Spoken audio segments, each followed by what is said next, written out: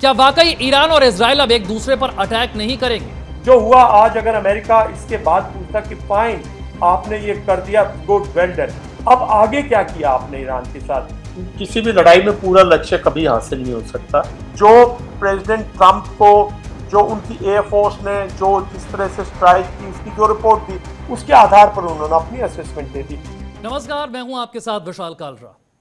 12 दिनों तक चला ईरान और इजराइल का युद्ध और उसके बाद अचानक से अमेरिकी राष्ट्रपति डोनाल्ड ट्रंप ने सीज फायर का ऐलान कर दिया। ठीक उसी तरीके से जैसे भारत और पाकिस्तान के बीच चल रहे संघर्ष में अचानक से एक दिन डोनाल्ड ट्रंप ने ट्वीट करके कह दिया था कि अब सीज फायर हो चुका है और अब दोनों देश यहां से आगे और नहीं लड़ेंगे और अटैक्स नहीं करेंगे। लेकिन डोनाल्ड ट्रंप की तरफ से किए गए ऐलान के बाद क्या वाकई सीज फायर हो गया है? क्या वाकई ईरान और इजराइल अब एक दूसरे पर अटैक नहीं करेंगे? और सबसे बड़ा सवाल, जिस मकसद को लेकर इस जंग की शुरुआत की गई थी, यानी कि ईरान को ऐसी स्थिति में लाकर खड़ा कर देना कि वो वहां से परमाणु हथियार न बना पाए, क्या वाकई वो लक्ष्य हासिल हो गया? वो मकसद पूरा हो गया? इसी पर चर्चा करने के लिए एक बेहद खास मेहमान, रक्षा विशेषज्ञ मेजर जनरल विशंबर दयाल हमारे साथ जुड़ रहे हैं। सर, बहुत बहुत स्वागत आपका और बहुत शुक्रिया आपने वक्त निकाला। मेरा पहला प्रश्न यही है कि जिस उद्देश्य के साथ, जिस मकसद के साथ इस जंग की शुरुआत इजराइल ने की थी, ये कहते हुए कि अगर न्यूक्लियर वेपन बना लिया ईरान ने तो साहब ये इजराइल के अस्तित्व के लिए खतरा है, और इसके बाद अटैक किए गए, अमेरिका ने 3 न्यूक्लियर साइट्स को टारगेट किया, बंकर बस्टर बम गिराए गए, क्या 12 दिनों के बाद वो लक्ष्य हासिल हो गया है? देखिए विशाल, किसी भी लड़ाई में पूरा लक्ष्य कभी हासिल नहीं हो सकता, लेकिन एक बात माननी पड़ेगी कि वो लक्ष्य जो है वो पार्शली जरूर कहीं ना कहीं हासिल हुआ होगा। आई मीन, उसकी असेसमेंट हो रही है जो उसका डैमेज है, लेकिन किसी भी इंफ्रास्ट्रक्चर को डिस्ट्रॉय कर देना, किसी भी, देखिए, तो वो डिले तो हो गया कम से कम।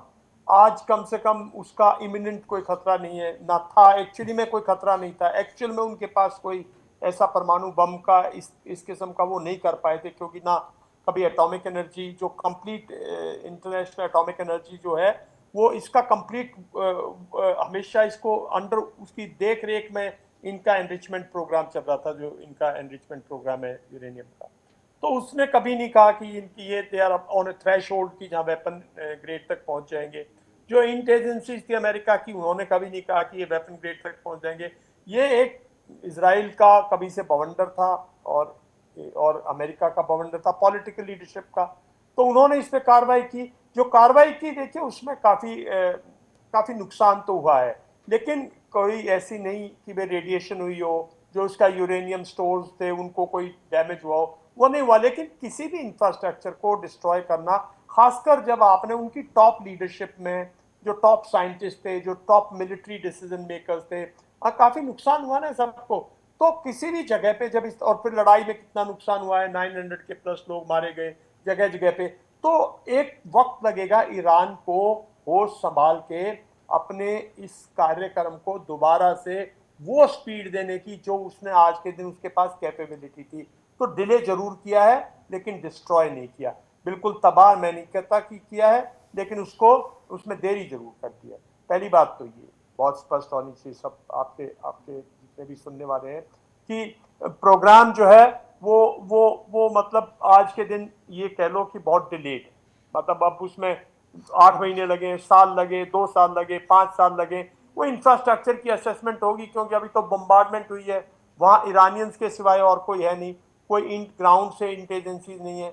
जो प्रेसिडेंट ट्रंप को, जो उनकी एयरफोर्स ने जो जिस तरह से स्ट्राइक की, उसकी जो रिपोर्ट दी, उसके आधार पर उन्होंने अपनी असेसमेंट दे दी। लेकिन इंटरनेशनल एटॉमिक एनर्जी जो एजेंसीज हैं, वो अभी करेंगी इसके ऊपर, वो अपनी छानबीन करेंगी और फिर पता लगेगा कि किस लेवल तक ये डैमेज हुआ है। एक बड़ा सवाल यूएस की मीडिया खुद ही पूछ रही है डोनाल्ड ट्रंप से, चाहे वो सीएनएन हो, चाहे वो न्यूयॉर्क टाइम्स हो।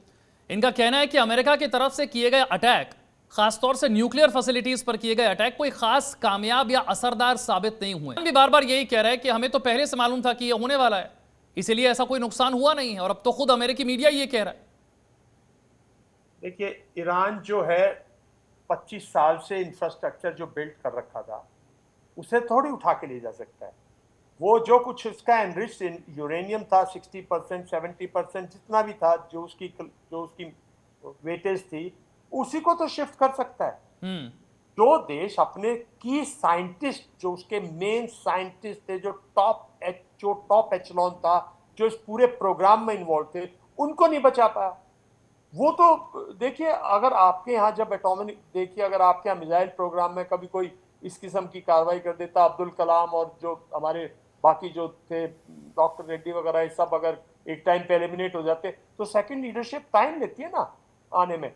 और जहां तक बात है CNN की खबरें आ रही हैं, जो जहां तक बात है ऑपोजिशन की, देखिए क्योंकि कंक्लूसिव कोई चीज है नहीं, कोई चीज बिल्कुल साफ तौर पे कोई प्रमाण जब तक नहीं मिलता, जब तक अगर ईरानियन सरेंडर करके ईरान के जो जो स्पिरिचुअल लीडर हैं वो बंधक बना के, जैसे ओसामा बिन लादेन को समुद्र में डाला था, या किसी को जैसे सद्दाम हुसैन को बिल से निकाला था, जब तक ऐसा कुछ नहीं दिखता, जब तक ऑपोजिशन वो निकालेगी, वो ना तो वो एक्सपर्ट्स हैं, ना उन्होंने वहां साइट पे गए हैं।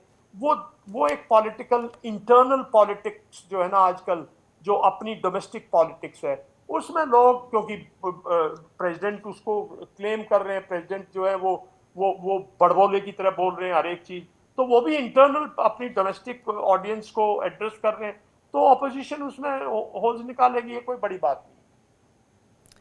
एक बड़ा सवाल यहां पर यह उठा कि सीज फायर की मांग किसने की, और इस पर से लोग यह फैसला करने की कोशिश कर रहे हैं कि जीता कौन। कहा जा रहा है कि साहब ईरान ने तो मांग नहीं की सीज फायर की, ईरान तो कहने किसी से गया नहीं था कि अटैक बंद कर दीजिए। अमेरिका आया, अमेरिका ने अटैक किया, अमेरिका ने ही सीज फायर की बात की, अमेरिका ने कहा कि साहब इजराइल भी मान गया है। इसलिए बहुत से लोगों का मानना है कि ईरान की जीत हुई है, क्योंकि आपने जिस लक्ष्य के साथ इस जंग को शुरू किया, कोई ये मानने को तैयार नहीं और कोई प्रमाणित नहीं कर सकता है कि आपने अब उसे उस स्थिति में ला दिया है कि वो न्यूक्लियर वेपन ना बना सके, और ना ही वो ये कह रहा था कि मुझे सीज फायर की जरूरत है। विशाल, देखो ये जो युद्ध है ना आज का, ये बहुत कॉन्टेक्टलेस युद्ध है, इनडायरेक्ट युद्ध है, डिस्टेंस से डिस्ट्रक्शन है। ये कोई आत्मसंपर्ण का युद्ध नहीं है, ग्राउंड फोर्स से जाके कि भी उसको सरेंडर करा दिया, हथियार सरेंडर कराए, आदमी गिन लिए, ये वो युद्ध नहीं है। ये बहुत डिफरेंट किस्म का युद्ध है। आप अपना पॉलिटिकल और मिलिट्री स्ट्रेटेजिक ऑब्जेक्टिव डिक्लेयर करते हो कि हम उसका जो ईरान का जो एनरिचमेंट प्रोग्राम है, यूरेनियम एनरिचमेंट प्रोग्राम है, उसका जो आप न्यूक्लियर बॉम्ब बनाने का जो प्रोग्राम है, उसको आप डिस्ट्रॉय करेंगे। आपने उसके ऊपर दुनिया की सबसे बेस्ट वेपन को लाए, उस B2 बॉम्बर्स लाए, उसके ऊपर जो बेस्ट आपके पास एमिनिशन है वो आपने उसके ऊपर पूरा का पूरा बारूद डाल दिया, दुनिया ने उसका तमाशा देखा। अब क्लेम्स काउंटर क्लेम चलते रहेंगे। तो ये जब इनकंक्लूसिव वॉर होती है ना, देखिए सेकेंड वर्ल्ड वॉर इनकंक्लूसिव नहीं थी, हिटलर को खत्म किया, उसके बाद वो नेगोशिएटिंग टेबल पे आए। यहाँ इस किस्म की चीजें चलती रहेंगी, और ये खासकर इसलिए चलती हैं क्योंकि इंटरनल पॉलिटिक्स को कंट्रोल करने के लिए जो भी पावर में होता है, वो अपनी अपनी छवि बनाने के लिए बड़ी बड़ी बातें कह जाता है। तो ये एक इनकंक्लूसिव, उसमें ये सब होएगा, क्लेम्स काउंटर क्लेम्स होंगे। एक बात इसमें ध्यान रखने वाली ये है कि देखिए अमेरिका ने जो स्टेट किया था वो उसने किया, इसमें कोई शक की बात नहीं ना, बुलाया, उसने बम्बार्ड किया। और इसराइल पहले दिन से बम्बार्डमेंट कर रहा था, कंप्लीट एयर सुपीरियोरिटी थी इसराइल की, इसराइल ने जगह जगह तबाही की। ईरान ने मुड़ के जवाब दिया जो इसराइल नहीं एक्सपेक्ट कर रहा था। इसराइल सोच ही नहीं सकता था कि उसके मेन लैंड पे डिस्ट्रक्शन होगी, टेल अवीव में डिस्ट्रक्शन होगी, उसकी भी डिस्ट्रक्शन हुई। तो इसमें से क्या रास्ता था? क्या इस लड़ाई को लड़ते जाओ, इनकंक्लूसिव वॉर है, फिर से दोबारा से अगर वो स्ट्राइक कर दें फिर भी लोग ना माने कि यहाँ कोई डिस्ट्रॉय नहीं हुआ? तो मैं समझता हूँ इसका बेस्ट तरीका यही था कि दोनों, और ये तीनों ने मिलके जो सीज फायर है ना, वो बिल्कुल कंप्रोमाइज है, वो एक तरह से फिक्स्ड है। क्योंकि जो सीज फायर कराने वाले लोग हैं उन्होंने इंटरवीन किया है, उन्होंने एक तरफ अमेरिका से भी बात की है, एक तरफ इसराइल से भी बात की है, एक तरफ ईरान। देखिए ईरान का इसमें फायदा ये है कि उसका अस्तित्व बच गया, उसकी जो पॉलिटिकल सॉवरेनिटी थी वो आज इंटैक्ट है, ईरान के जो सुप्रीम लीडर हैं वो इंटैक्ट हैं, ईरान के जो प्रेसिडेंट हैं, जो उनकी मेन लीडरशिप है, पॉलिटिकल लीडरशिप, वो इंटैक्ट है। तो रीबिल्डिंग का उनके पास स्कोप है। उनके यहाँ तो कोई बेस नहीं बनाया ना, आके अमेरिका का उतना इंटरफेरेंस नहीं हुआ ना, तो उसके लिए एक तो अच्छी अपॉर्चुनिटी है कि वो इसमें से क्यों डिस्ट्रॉय कराए अपने आप को, जैसे इराक में डिस्ट्रॉय हुई, जैसे लीबिया में डिस्ट्रक्शन हुई, क्यों लंबी चौड़ अपने देश को परेशान करे। रीबिल्डिंग के लिए उसके पास अपॉर्चुनिटी है। जहां तक इसराइल की बात है, इसराइल एक एक बगैर किसी, मैं समझता हूं उसके, एक एक इसराइल का जो जो इसराइल के पास मुद्दा था, जिसपे दुनिया इसराइल की सपोर्ट कर रही थी, जिसमें उसका मॉरल वैल्यू, उसकी मॉरलिटी हाई थी, कि भाई प्रिंसिपली वो ये था कि भाई वो हमास के खिलाफ लड़ाई लड़ रहा है, क्योंकि हमास एक आतंकवादी संगठन है, उसने इसराइल के लोगों पे अटैक किया, उसके पास आज भी 50 से ज्यादा बंदी है। तो वो जो प्रिंसिपली जो ग्लोबल सपोर्ट थी, जब आप दूसरे मुल्क के इंटरनेशनल लॉ को वायलेट करोगे, 2-3 कंट्रीज के एयर स्पेस को वायलेट करोगे, और उस कंट्री में जाके आप दनादन अपनी सुपीरियोरिटी दिखाओगे, तो ईरान तो कब तक चलेगा। तो इसमें इसराइल का भी भला है। और अमेरिका का ये है कि भाई अमेरिका ने जो बोला, प्रेसिडेंट ट्रम्प ने जो बोला, हम इतना काम करना, उन्होंने किया। अब उसका कितना डिस्ट्रक्शन है, कितना आकलन है, चलता रहेगा। लेकिन दुनिया के लिए, भारत के लिए सबसे अच्छी चीज ये हुई है कि शांति आ गई, ये सीज फायर है, थोड़े दिन इसमें खंडन होंगे, लेकिन ये कुछ दिन लास्ट करेगा, इसमें कोई शक की बात नहीं होनी चाहिए। और पीस से ही, मतलब इंडिया का तो बहुत ज्यादा भला है। हाँ, इस रीजन में जहां हम लोग 140 करोड़ लोग हैं, दुनिया की सबसे ज्यादा पॉपुलेशन है, ये रीजन जब डिस्टर्ब होता है तो हमें सबसे ज्यादा इम्पैक्ट इसका पड़ता है इनडायरेक्टली एक्चुअल में। लेकिन ईरान के सुप्रीम लीडर और जिस सत्ता की आप बात कर रहे हैं, उसे बार बार उखाड़ फेंकने की बात इजराइल ने की थी और कहा था कि जंग तभी रुकेगी जब ये सुप्रीम लीडर जो है ये हट जाएंगे या फिर ये सत्ता परिवर्तन हो जाएगा।